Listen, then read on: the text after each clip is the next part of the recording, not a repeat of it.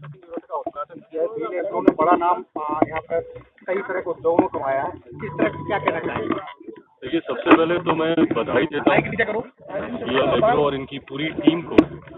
जिस तरीके से डिजिटलाइजेशन के माध्यम से तकनीक का इस्तेमाल करके जिस तरीके से प्रोसेसिंग के सेक्टर में इन्होंने एक मील का पत्थर के तौर पर इसको साबित करने का काम किया, मैं मानता हूं कि आने वाले दिनों में इसको देखकर देश भर में कई और ऐसे यूनिट्स खुलेंगे। जिस तरीके से यहाँ पे इन्होंने नई टेक्नोलॉजी का इस्तेमाल करते हुए किस तरीके से नई ब्रीड्स को लेकर आए, जिससे न सिर्फ ज़्यादा उत्पादन हो बल्कि स्थानीय स्तर पे भी किसानों को उसका ज़्यादा लाभ मिले, उनको कैसे शिक्षित किया जा सके इस विषय को लेकर, इन तमाम विषय को लेकर जिस तरीके से इन्होंने ये व्यवस्था तैयार की, मुझे लगता है देश भर के लिए अपने में ये एक रोल मॉडल साबित होगा। और आने वाले दिनों में मैं मानता हूं कि कई राज्यों में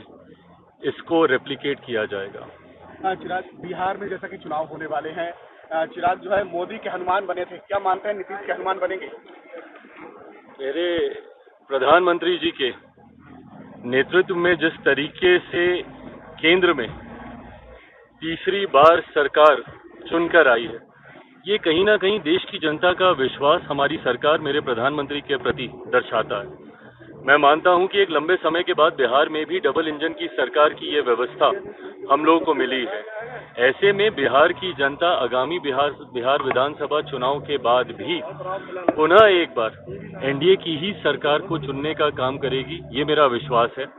मुख्यमंत्री नीतीश कुमार जी के नेतृत्व में हम लोग चुनाव लड़ेंगे और एक बार फिर, और इस बार जिस गठबंधन में हम लोग हैं, मैं ये मानता हूं कि ये एक विनिंग कॉम्बिनेशन है।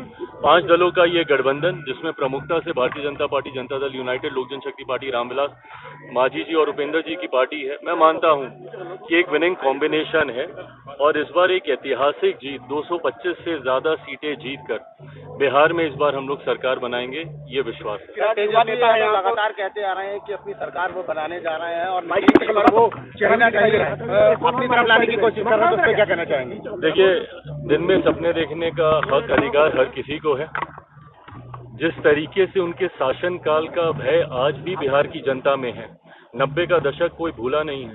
आज की भी तारीख में अगर बिहारी देश के अलग अलग कोनों में जाकर रहने के लिए मजबूर हैं, दुनिया के अलग अलग देशों में जाकर रहने के लिए मजबूर हैं, ये पलायन की श्रृंखला उसी 90 के दशक, जिसको आज की तारीख में जंगल राज के तौर पर याद किया जाता है।